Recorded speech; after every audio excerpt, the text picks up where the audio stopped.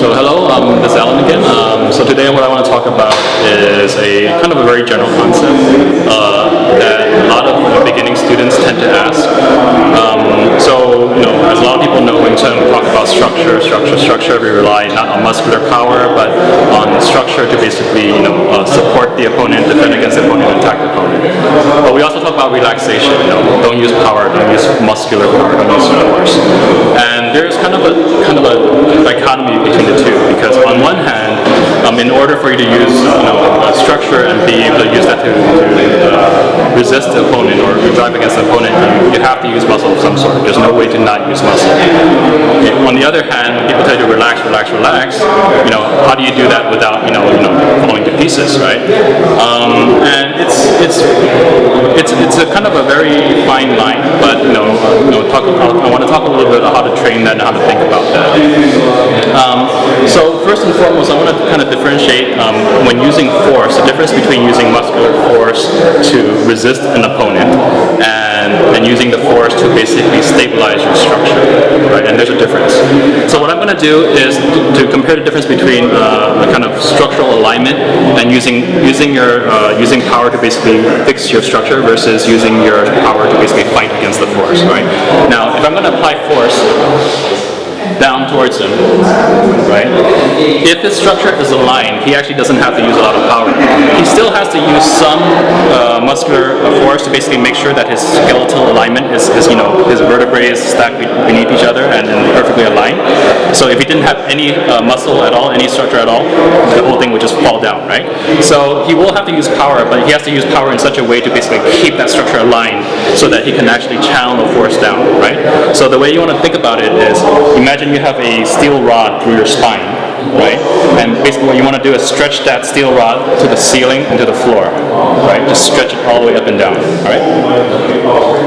So don't worry about me, just do what you got to do. Right? So steel rod up and down. Just up and down. And if he does this correctly, he can withstand a lot of force. Applying a lot, I know it doesn't seem that way, but I'm applying a lot of force. So the power that he's using is just to keep his structure in line. On the other hand, if his alignment isn't good, like if he sticks his butt out a little bit, right, he already knows it's going to feel bad, right? Now, if I press down on him, he still has to use a lot of force to fight me. But now the force is all muscular, right? It's basically fighting me muscle on muscle. It's basically it's much hard. He has to expend a lot more power to basically resist the same amount of force. Make sense? So that's the main difference between when we say using muscle and not using muscle. It's not using muscle. It's limiting your muscular expenditure to where you can leverage your structure to take most of the load. So that's the concept. Talking about it is easy. Training it is another matter entirely.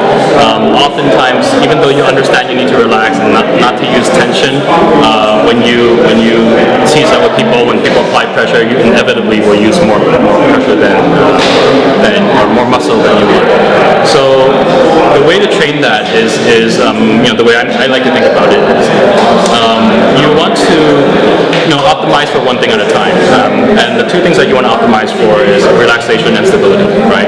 So to borrow an example, now you can choose one thing to focus on first. So in this case, let's focus on stability, right? So I'm going to apply constant pressure, and what you're going to do is you're going to adjust your internal alignment, your skeletal alignment, however you wish, so that the force that I'm applying into is channeled down to the floor through your structure, right?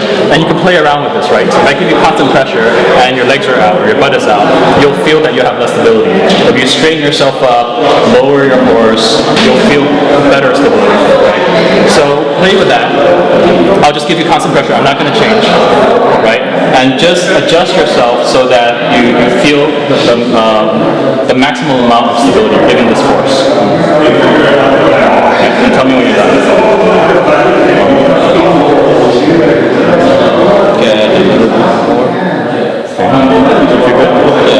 Okay. So now that you have this level of stability and it feels okay, the next thing you want to do is alternate. So maintain this level of stability, meaning don't lighten the load. You're lightening a little bit now. So maintain the same level of pressure. Okay? Maintain the same level of pressure, and now, while maintaining the same level of pressure, relax something. So use less tension than you are currently using to maintain that same level of pressure. It's always possible. It could be a slight relaxation on your shoulder, slight relaxation on your butt. Your facial expression could be relaxed. Something, right?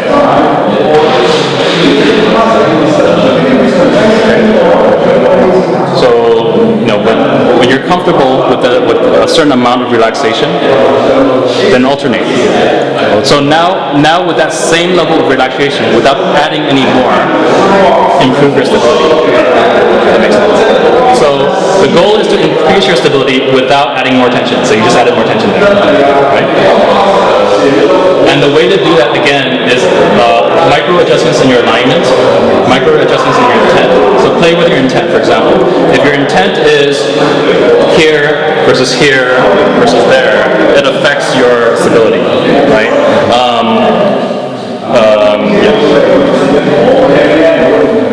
Right? Without adding more tension.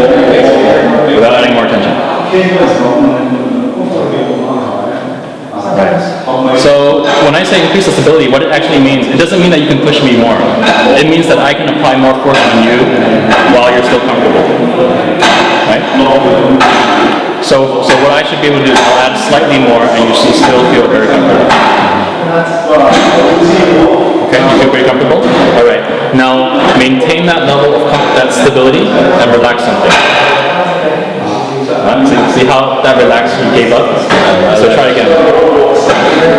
Okay, so maintain that without giving that up and relax something. See? So it's through that alternating exercise. You basically fix one variable, work on the other variable, then fix that variable and work on the other variable, right? And you alternate between relaxation and stability. And you're trying to basically step yourself down where you're using the least amount of tension and the most amount of, most amount of stability. That makes sense?